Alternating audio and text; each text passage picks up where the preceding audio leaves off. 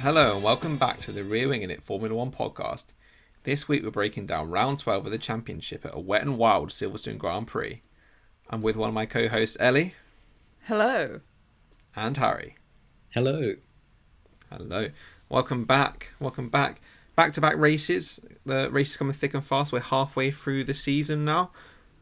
Did we enjoy it this weekend, guys? Oh, I think it was the best one we've had all year. Yeah, I agree.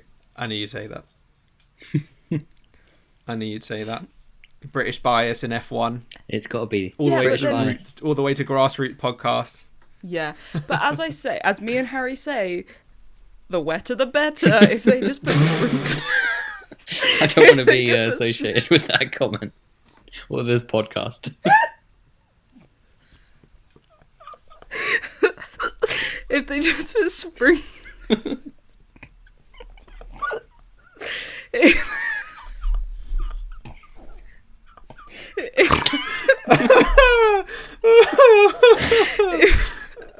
Keep going. Just for sprinklers, the racing would be much better at the tracks. It would And be. I think this was great, variable conditions made things quite interesting. Oh, that really set me off. That's funny. Yeah, no, I agree, Ellie. You put it so eloquently, but it's nice, Yeah, what a way having with people on words. such different strategies, having the unpredictability of it. It always creates such a fun race because you're on your edges to your seat the whole time. There's not really like dull points because you're always looking at someone who's either on a different tire, so you're seeing if they can catch up. You're sort of waiting for the next rain to come. It's good stuff. I think a race like that where it goes from inters to dry and back again, that's the most interesting for me. When it's full wets the entire race, obviously there's jeopardy involved, but like it is one thing. But when it's like, when's the right time to go on the dry tire? Too early, you're off. Too late, you're losing 10 seconds a lap. Like those are the races I think are some of the most interesting we get in Formula One, and that was a really good example of it on Sunday. Okay, right. From the top then, qualifying. Obviously, going into this weekend, Bierman was facing a 10-place grid penalty no matter what he did. Antonelli a 3-place for that torpedo into Max Verstappen. Both got into Q3 though. That was, I think it was Bierman's best qualifying. And then obviously he's had 10 places whacked onto it, bless him. Yeah, well, I mean, I don't think we can say bless him. Did you watch FP3? He was a bit silly. There was a red flag. I saw the incident. Yeah, there was a red flag, and I think the people behind him in the queue waiting to get into the pit lane were quite annoyed. What he'd done, I think it was a silly mistake. Yeah, A and very inexperienced mistake. I think it was a No. decision that a Lewis Hamilton and Max Verstappen would never have made. But not yeah, I his think first time templates being was- silly under sort of red flags either. So No, it was only a couple of No. races ago. yeah, Was it Canada or wherever? I think so. But yeah, I mean, I think repeated action of that kind, you sort of have to learn, and getting a 10-place grid penalty is the best way to learn. So Yeah, and points Big time. presumably on his Yes, license yeah, will start to add up. yeah, so that's Yeah. quite a hefty amount. Big time. I mean, it cost him a really good chance at a decent points haul this weekend. If he was in P8 without that penalty, he could have set himself up really well to get some good points for Haas, but alas, it wasn't the case. Speaking of pole, though, or speaking of qualifying again, rather, what is I'll be honest, I don't watch qualifying every week. I think sometimes it can be a bit drab. That was a I love really interesting, really good qualifying on Saturday, all culminating with that pole position for Max Verstappen. At that point, Red Bull looked like they'd smashed it with the strategy choice of the skinny rear wing. I do think a bit of British bias commentary was on display though when they were screaming Lewis Hamilton around the final corner for him to come fourth. Yeah, I think that, Yeah. as I said like a while ago, as we got into this part of the season, the Red Bull was going to be a bit faster, but I think McLaren have like stepped on again. yeah, Yeah, big time. Because the Red Bull, it is better in the high speed corners. This is a track here, the track where you spend the most of it at full throttle. This should have really suited them. And they did go for a lower downforce setup, as you say, with the skinny rear wing. So if they'd have listened to the podcast last week, they'd have known it was going to rain, and they'd have known that it wasn't going to work as well on Sunday. Don't do the low downforce, yeah. but I guess it was a gamble. But it worked. Yeah, it was a gamble, and it worked really well for them. And sometimes in the wet, if you spend a lot of time behind a safety car, that track position is so important. So it was a gamble. I think it was worth it, but it didn't quite end up paying off for them. But in qualifying, it massively did. Yeah, big time. Well, for Max at least, not for Yuki. Yeah. I mean, I think we'll talk more about like Max, but at least for qualifying, he was on it, and it was a classic Max Verstappen. Last gasp, pulls out a sub 25 lap for the pole. It was incredible stuff to watch. It was really nice. I mean, it was a great lap, and I think everyone basically was losing time in that final sector. And you could see the sector times lighten up, and the two purples, sector 1 and sector 2. And I just saw that he had 2.5 tenths after sector 2. And I thought, you know what, he's got this. Because I knew, like everyone, he's going to lose some time at the end. He's probably overcooked it a little bit. But yeah, I think it was about 1.5 or 1/10 that he got pole. So, it's time like, in hand. If you can... It's hard, I think, if you... The McLaren isn't as harsh on its tyres, and so I think it was seemingly doing better in sector 3, but if you do well in 1 and 2, it can kind of carry you through the third one, as long as your tyres don't completely fall off, and I think that's what we saw. He judged it perfectly. And also a lot of the others did make mistakes in that final sector as well, so it was sort of a perfect storm, but it was a great lap in of itself. So I mean, Piastri might have had a chance with it. He didn't. I think he made a mistake on like either the final or the penultimate corner that kind of cost him setting another good lap. But you have to set the lap. That's the thing. Like, it doesn't matter if the mistake you make, that is what cost you. And Max, when it comes to qualifying, at least, is flawless week in, week out, and gets the most out of his car. Another driver then getting a lot out of their car versus their teammate. I think Yuki qualified P11, which for him is pretty good. But another example of that this week. Yeah. Oh, sorry, Peter. Gasly, Q3, Colapinto in P20. So, not looking... I mean, I think we'll talk more on his Sunday performance for Colapinto as well, but not looking good for Colapinto. How many races do you think we've got left in the Colapinto era? 2. I think he'll get to the mid-season break. 2 more. And what's that? Belgium and Hungary, and then I think he'll be gone. He's gone. What's that? 6 each? How many did Doohan do? 6. They've done 6 each. Yeah. Something like that. Yeah.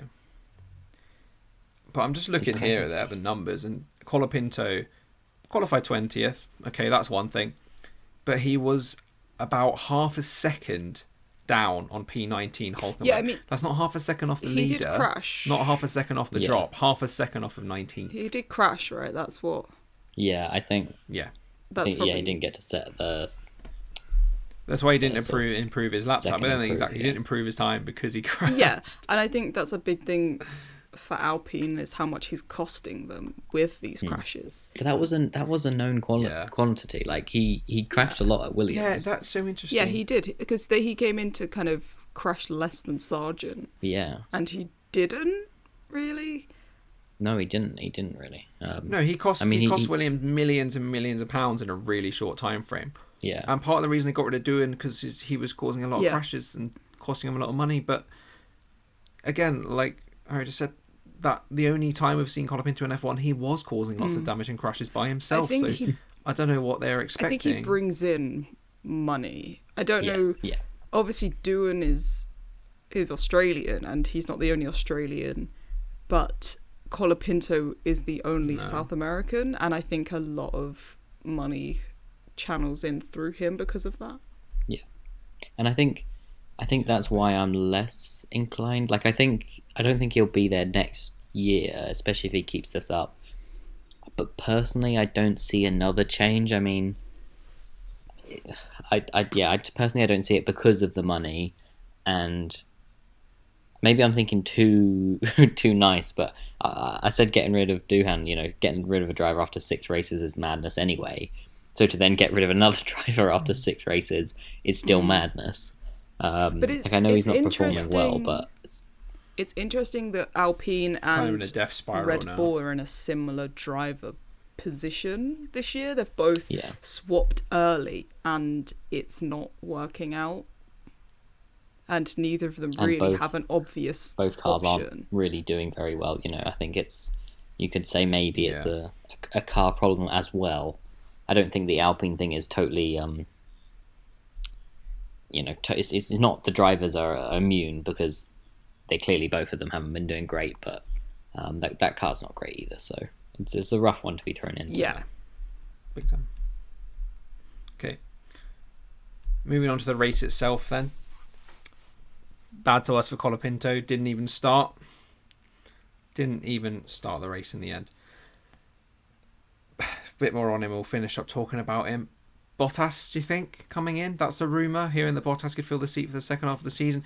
Bottas obviously been very heavily linked with the Audi seat. Cadillac Not the Audi seat, the seat, Cadillac yeah. seat. Yeah, apologies. The Cadillac seat for next year was also to be a different seat. So they know they only get him to the end of the season, but at this point, I don't see why Alpine wouldn't take that option if it's available to them. If it is available, but Any he is thoughts? obviously a reserve driver for Mercedes, and I'm not sure if they would loan Yeah. him out to like, you know, Mercedes have no interest in the Alpine team, so I don't know why they would. But if Yeah. he is available, I mean, he would carry it round. right yeah, price. exactly. He wouldn't crash. Yeah, I He'd think be a safe for the pair of right hands. price, and also I think Toto, you know, Bottas was a pretty solid number 2. Gave him a lot of time. I think if Bottas wanted to do it, I reckon he'd make it happen. I think Bottas is the best number 2 driver the sport's ever seen. Just in terms of, he was never a threat to Lewis, but he maximised No. what he got out of the car as a supporting act. That's why they won 8 in a row. He wasn't obviously there for all 8, but he was there for like, I don't know, 5 of them, whatever. But Did he? Didn't every he year he was qualify at Mercedes, Q3 they won the every time? constructors, right? he got into Q3, Didn't he yeah. get into Q3 I every think time? so. Yeah, there was a crazy run. He had some record Yeah. like that, yeah. Yeah. So yeah, I mean, he's remarkably consistent. I mean, race pace is not amazing, but you know, he's pretty solid. I mean, he's in that sort of second tier of drivers. So yeah, it'd be good to see him back. It's on the almost a grid. definition of a safe pair of hands Yeah. in many ways. Like, for drivers who aren't currently on the grid, bringing someone in, are they going to bring in another rookie?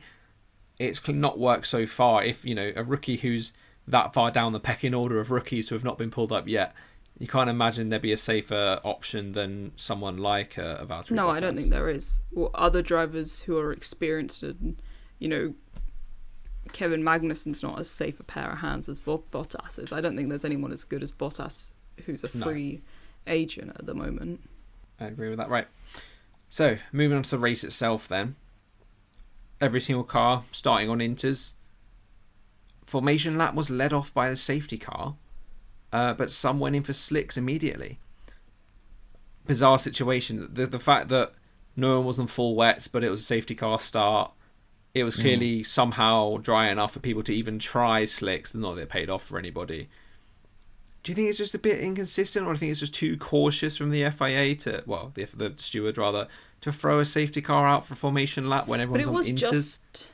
I personally found it a bit dramatic. Yeah. Not that it affected the race, I was just found it a just bit dramatic the personally. formation lap, and I guess it's a good way to go and test it, see how it is.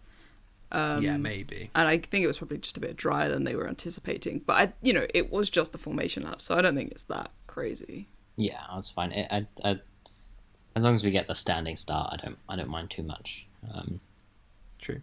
Well, obviously, you know, quite quickly into the race then, lots of VSCs, lots of safety cars, you know, rookies coming off, heavy rain at one point.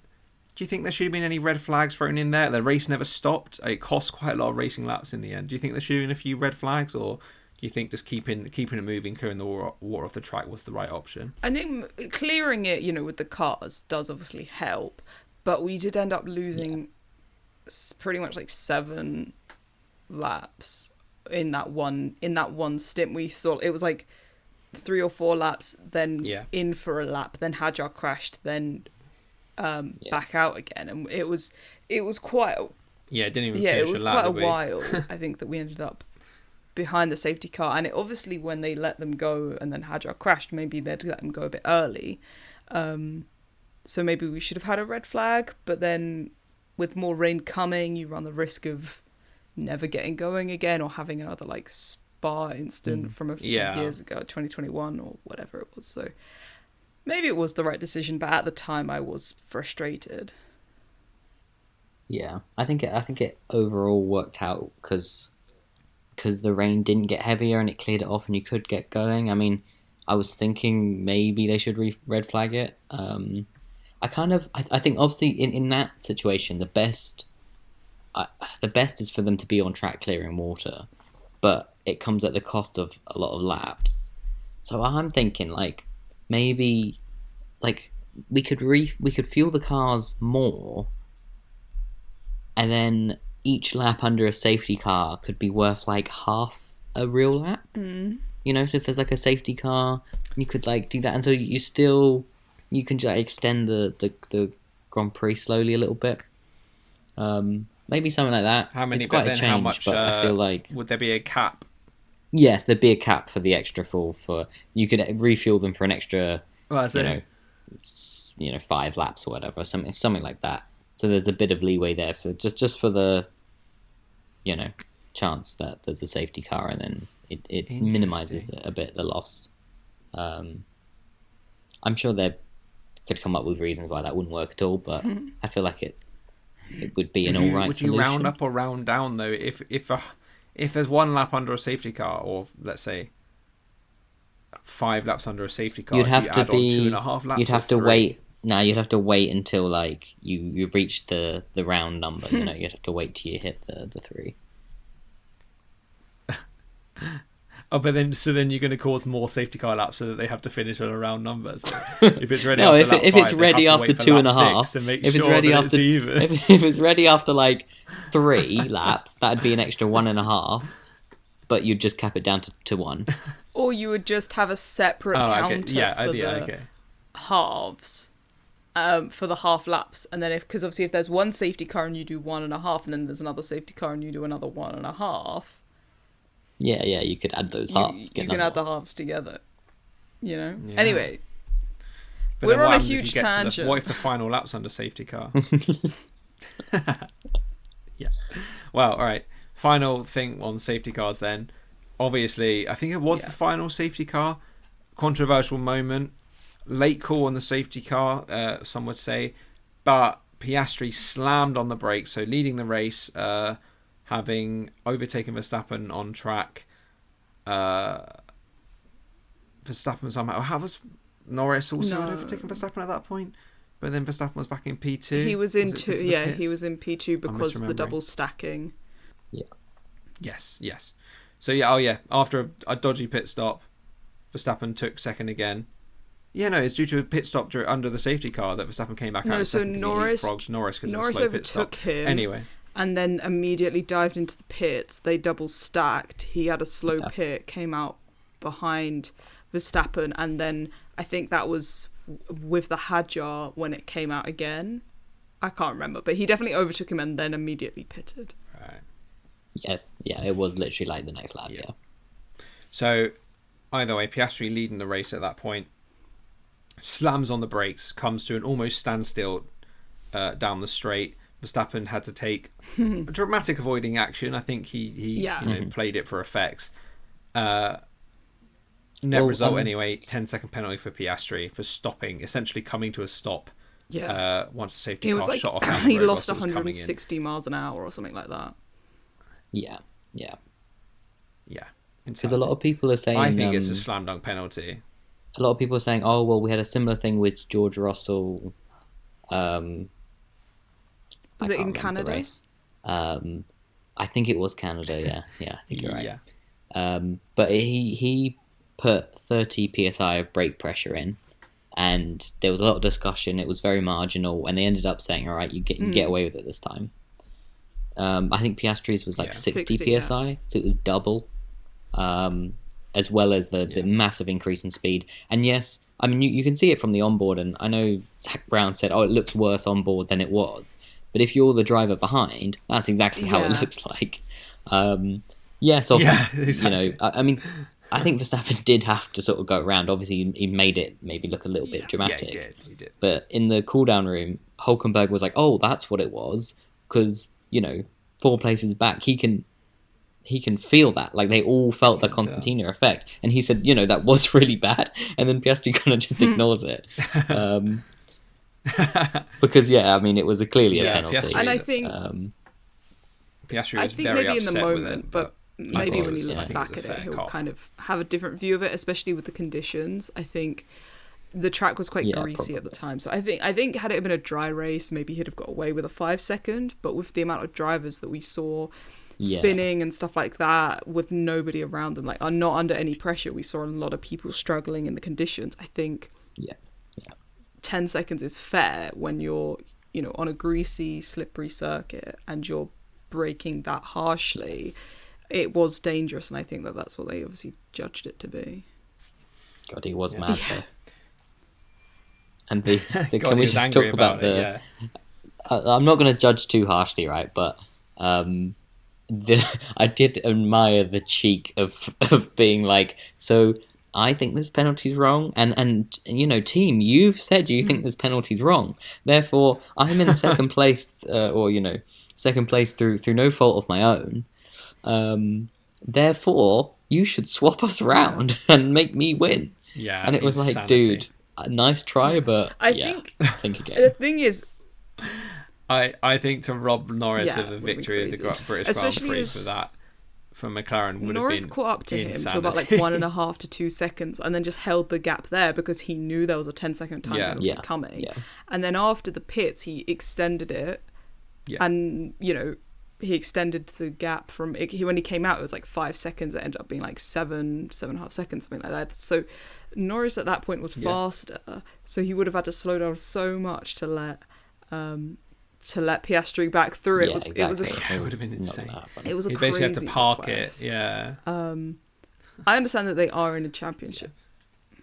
It would just be really out of keeping with McLaren's decision making all season long to let them race as well. Because of the double stop not working out for Norris, he lost out positions then, which was, again, that was something that affected Norris. That was not Piastri's fault, but it affected him. So it was like, I think it would have been absolutely ridiculous, and I thought it was quite crazy that he asked, but I guess it was crazy, but I mean, but you don't ask, I guess you're going to try everything, Exactly. I don't think he was expecting it, but if he doesn't ask, he doesn't get. Do you know what I mean? Yeah.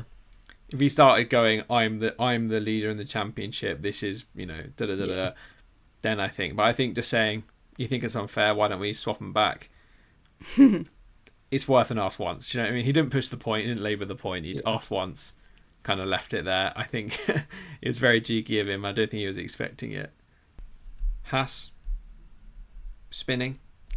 Funny moment for me. One of my favourite moments of the race, watching the two Haas drivers touch each other and do like a perfectly synchronised spin. It happens sometimes where drivers like spin together and it's synchronised, but when it's the same car, it's actually quite therapeutic to watch two Haas cars go. Yeah, we have seen that before with together. the Haas drivers. Was it like Grosjean and Magnussen or someone like that? We've definitely seen the Haas cars do that before. But it was fun. Yeah. It was fun. I brought back memories. Just Ocon colliding with a teammate really brought back memories of Force India, his days with Perez, which I always enjoyed greatly. So I did get a little kick out of that. Oh my god, yeah. It's just classic Ocon out for his teammates constantly. It's just insanity. I don't think he means to do it. Surely he doesn't mean to do it, but it's just something about his teammates. He is quite aggressive, but then, yeah, he's just so aggressive. And I guess it's a similar car, so they're always around each other. But either way, like, oh my god. An entire career, he will be known as the person to be one of the worst teammates you could possibly have, because he will just hit you out the race. The big news for me, I think you'll all agree, the absolute best thing to come out of this weekend. More shots for Harry. Yeah, it was fantastic. Podium P3. Yeah. When they come to that final stint onto the slicks, he looked so assured of himself. Hamilton went in earlier. I Yeah. guess tried to get the undercut. It didn't work out. I think he was a lap too early for the slicks. But yeah, after on that final stint, he was obviously his driving thinking, oh my goodness, this could be my first podium. I've been here before, or I don't want to mess it up again. And he was very calm, I think. And he drove fantastically well all day, but especially in that final stint, those last like 10, 15 laps, whenever he pitted lap 38 or something like that. Yeah, P18 to P3. Yeah, it's not just a it's not just a podium. Oh, I mean, it was a monster effort to get there. Monster drive. But that's also the thing why Crazy. we love like variable conditions like this, because it does throw a spanner in the work. And this was like the best spanner we could have had. Oh yeah, massively. I mean, like I said, he done the same amount of pit stops as many other drivers. It's not like he did a crazy different strategy that was lucky under the safety cars. Like he pitted for slick tires into clean air. Like he had the gap. He was really on it today. I mean, Lewis Hamilton probably that's the end. That's his 12 streak of podiums at the British Grand Prix coming to an end.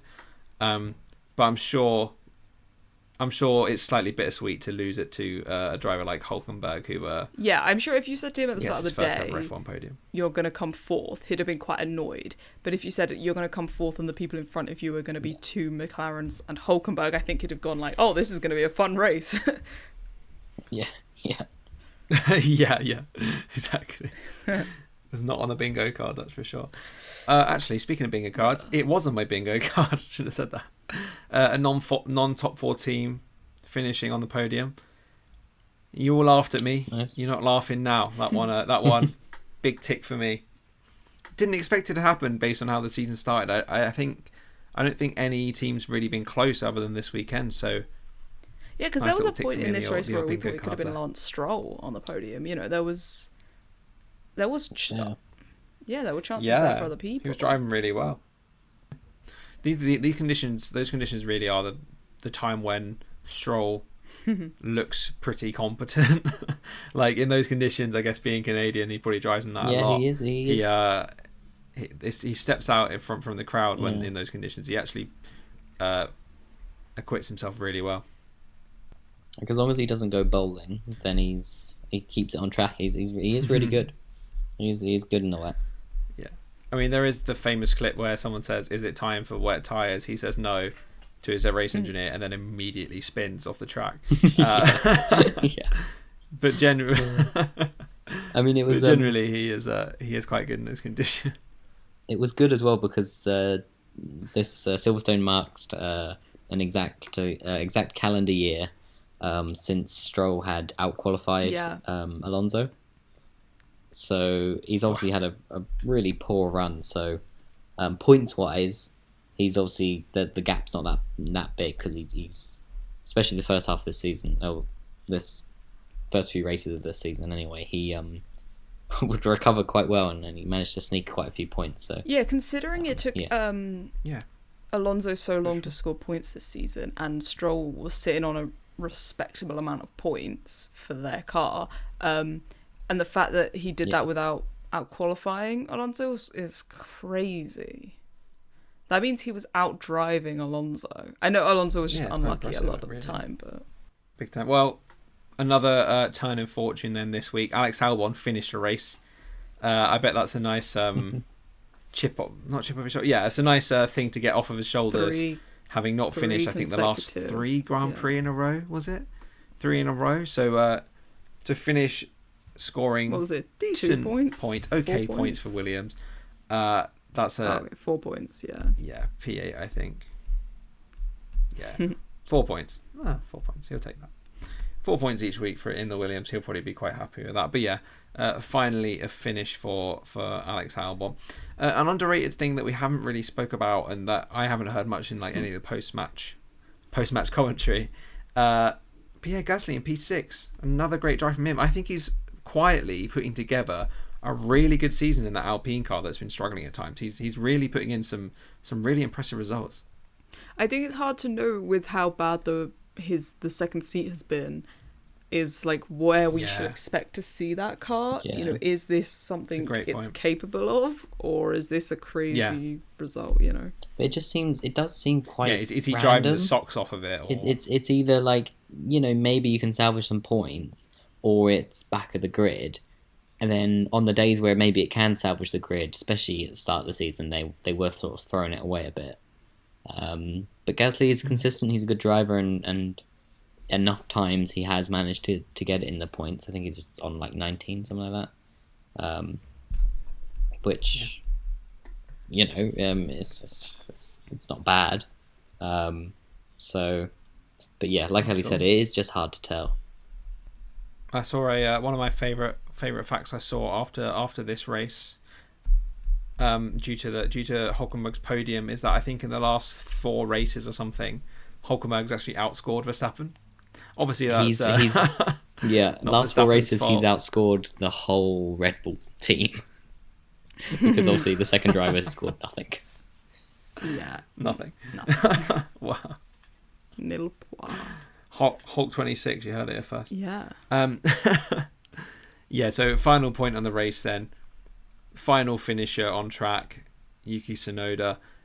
I think Red Bull have just kind of cut their losses with that second seat at this point. I think they know that whoever they put in there is going to struggle. Whether it's Yuki's fault or not, I think remains to be seen. But another really tough weekend for Yuki though. Yeah, and he said like he just doesn't understand it. You know, he's come out and he's like, I don't get it. So he's in a tough spot, but at least there's not too much talk about his head getting chopped, you know. Yeah, I mean, he's lucky in a way that it's finally tipped. Because it's hard because the car obviously is really hard to control, and I know you like over pushing it, but he does collect penalties. You know, he does hit people a lot, and he's. I know he was like through his first few years, like he was quite angry and aggressive and a little bit prone to doing this, but it seems like it's sort of going unnoticed a bit. But he's not driving clean, is he? No, not as cleanly as Valtteri Bottas. Not as clean as Bottas. That's true. Bottas should have. They should have put him in that second Red Bull seat. See what he could do with it. A little section on the rookies.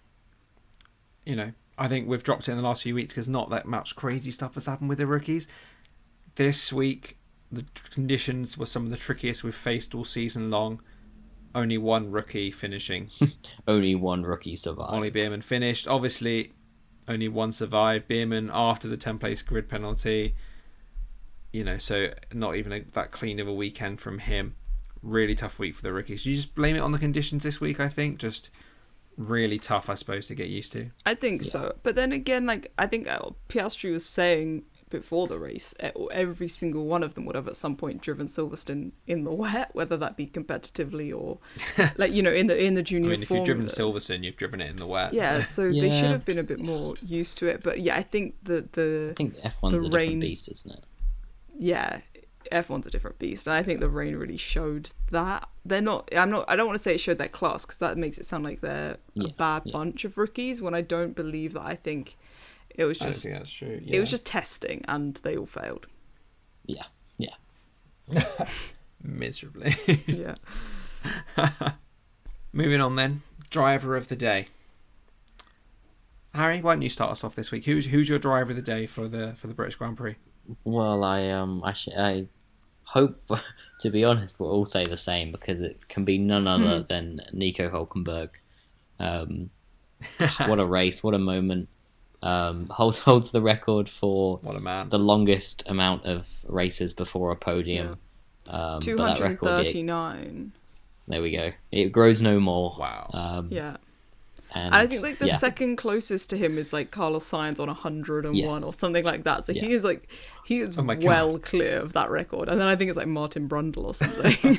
Yeah, I think Brundle's third. He's third or fourth. He's definitely up so, there. And then that's like I think he's in like the 60s or something. So obviously that stat is not great, but there's a lot of drivers who never get a podium. So well, and also I was having this conversation when I was watching the race. I was saying it's taken him, 15 years, But the fact that he's not had a podium, but he's still been in Formula 1 for 15 years, the fact that people have given him a seat and he's always had a seat for 15 years and yet he's never had a podium, it goes to show like how good of a driver he is. Despite that, it just shows like he is so good. He's just never been in the right car for it.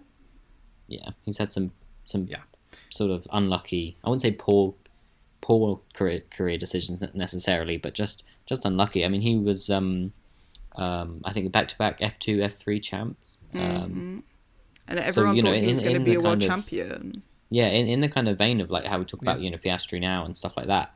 Like, it's easy to forget, but if you get unlucky, you don't get put in the right place. I mean, it does define you so much. So because in 10 years, who's going to remember Hulkenberg? Well, yeah, okay, but we're fans. The casual viewer, the man on the street, is not going to know his name. Lewis Hamilton, everyone knows his name. Hulkenberg is one of the 20 greatest athletes, in Formula One, which makes him one of the greatest athletes in the world. He's done so many cool things. If no one's going to remember him, no one's going to remember us, are they? I mean, jeez, that's a sobering thought. That is. We've done nothing compared to him. We have an award-winning podcast. Kieran doesn't. He wasn't part of it we when we won the award. We got our award before he got a podium, so maybe that makes us better. I'm part of a 5-star. I'm part of a 5-star rated, a 4.8-star rated podcast. And we only took 1 year, Harry, to win an award. That's true. And we came first. So we beat out cancer. We won in our rookie season. Yeah. You didn't win it in 239 episodes. You won it way before that. Yeah, it was like 12. We won that dedicated. Season. We didn't do a whole year. Yeah. To go to my driver Right, of the go on day. Then, Alex, give me your driver yeah, of the day. I'm also gonna say Hulkenberg. Good. So am I. I think we've I think we've all explained why. Just a great result for seemingly a great guy. I saw on the F1 Instagram a video of his daughter watching it and pointing at the telly, and it was like, "That's my dad." Yeah. It was very sweet. So couldn't have happened to a nicer guy, I think. So I'm very happy for him. Okay. Moving on. Ellie's favourite section of the show. It's time for Grid News. Hello and welcome to Grid News. This week, photographer has fallen on Lando Norris as he was celebrating, gashed his nose open. I don't know if you guys saw this. I believe it was the real trophy, not the Lego trophy. He was going to show the fans, and somebody fell off the pit wall right into him, pushed the trophy into his face, and he's cut it all open. So all his celebratory photos afterwards, he's got like 4 steri strips. Yeah, do you know what? I saw the photos and I didn't know what happened. So thank you for telling me. Yes, so, I saw the little cut on his nose, but that's crazy. Yeah, it is crazy. The photographer was a bit like, "Oh, I'm sorry," but I don't think he really realised the damage he had caused, because he was quite like blasé about it. Imagine he broke his nose and he was out for a race or something. Like, no. I feel like you could race with a broken nose as long as you could breathe through it. You'd be fine. Right. So some YouTubers were arrested. You guys probably know who they are. I don't. I'm out the loop. But they were arrested because they caused thousands of pounds of damage to classic F1 cars. They were released without charge, so I'm not sure if they were responsible, if it was like mistaken identity, or if they were just like, "Oh, we'll pay." No, it was filmed. We'll pay for the damages. Sorry, kind of thing. But over the course of the weekend, 20 people were arrested at Silverstone for 34 different alleged crimes. So I thought that was quite high. I know there's like 500,000 fans. Jesus. But 20 people being arrested? Crazy. I wonder what it is like average around the world. Because it does seem like a lot, but because some of it was like criminal damage and theft and stuff like that. So people probably like trying to steal stuff from around the circuit, take a souvenir home with them. Yeah, maybe. I know there's a lot of that at Albert Park in Australia, so maybe they have quite a lot of arrests. I don't know. I just thought 20 was quite high. Because you think of the 20 arrests, there was some for assault and drugs possession as well. Drugs possession, that's a real festival atmosphere at Silverstone. Yeah, it doesn't feel like I mean, I don't want to I mean, you get like football hooligans, right? And most people are there to have a good time, watch the football, but a lot of people, maybe less so now, but he's a bit of a piss up, and then drunken behaviour leads to crime. that's fine. That's not that bad. But like I don't know, I wouldn't think of like going to watch the F1 and having a drunken atmosphere and wanting to get drunk. But I mean, maybe it's unrelated to alcohol, but theft and criminal damage does seem a bit. Yeah, we've all done that drunk. Anyway, moving on. Steve Nielsen has returned to Renault as managing director. That's obviously Flavio's trying to get them back on track. He did win the double when he was there with Fernando Alonso, so it'll be interesting. But I think it's a team that's in the gutter, and I think it's a team that's going to stay there. I think Steve Nielsen will do a good job, but I don't think he's going to make much of an impact. How many new faces? And new it's names a revolving are they door. bring through the door. Do you know what I mean? It's exactly. Yeah. It's like managing Watford in football. Do you know what I mean? Yes. The structure is chaos. It lives on chaos, and not well. It's not doing well, but it's just pure chaos, and it's never going to escape that chaos. It'll be interesting to see how long Renault sticks around as a team. When they entered, they had championship aspirations, and they have got nowhere near that. It was I think maybe last race was the end of their 100 race plan. I don't know if you remember that. But yeah, that was the end of the 100 races was supposed to be when they were returned to championship form. Well, and oh Lord, are they at championship form? I mean, we'll see in Spa if on one side of the championship, it's just at the bottom. Anyway, well, that concludes today's grid news. Thank you, Ellie. Thank you. Next week, Belgium, Spa, great track, fast pace. Ellie, give me a winner. One word answer. Well, two words. Lando. One word. Lando. Answer. Harry, your winner. Charles Leclerc. That was 3 words. Yeah. Well, you never know. Do you know what? Just for that, then I'll say Lewis Hamilton. Why not? Why not?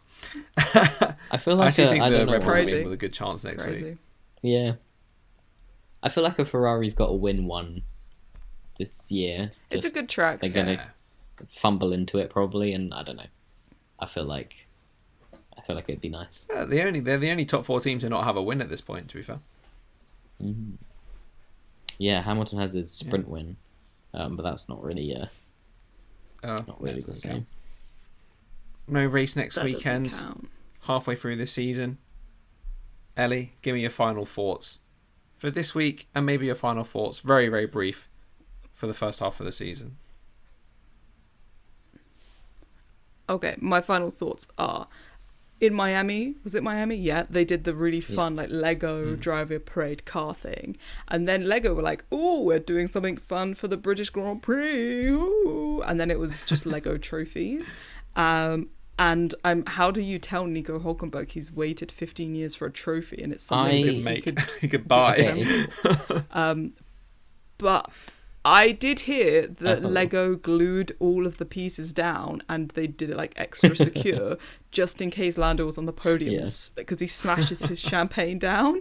So they obviously were like, "Oh, we know what he does in Hungary. Let's try and make sure it's extra stable." So it shouldn't fall my apart, final thoughts is that I thought the Lego trophy was really cool and I would be well happy with that.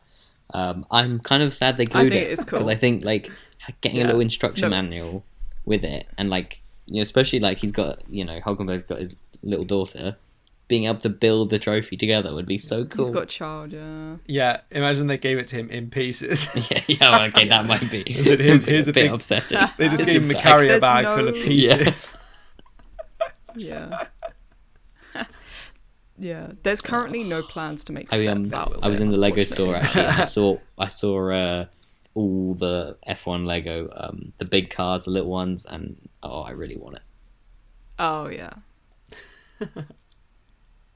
Okay, I'll give my final thoughts then. My final thoughts are the British Grand Prix should never leave the calendar. A lot of the classics have been at risk.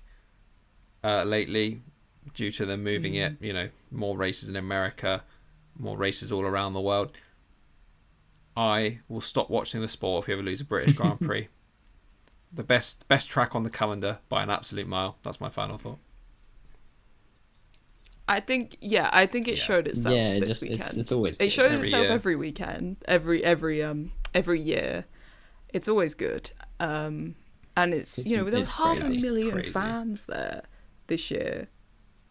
We're a country of 60 million people. That's one in that's actually nuts when 120 you think people. about that, yeah. One day That's it might be us. crazy. You know, like what? Like 0.8% of our country. Or you feel like that, the 1% who can afford it, literally. Yeah, it's the 1%. Yeah. And not us. It's not It's us. not us, but hey, maybe one day. Maybe. Okay, Maybe well, one day. on that note of our future hopes and aspirations, we will leave it there. Thank you very much for listening to the Formula One. Nice. Thank you very much for listening to the Rear Wing in It Formula One podcast. Please like, subscribe, rate us 5 stars. 5 stars or nothing. And we'll catch you all in a bit. Thank you for listening. Goodbye.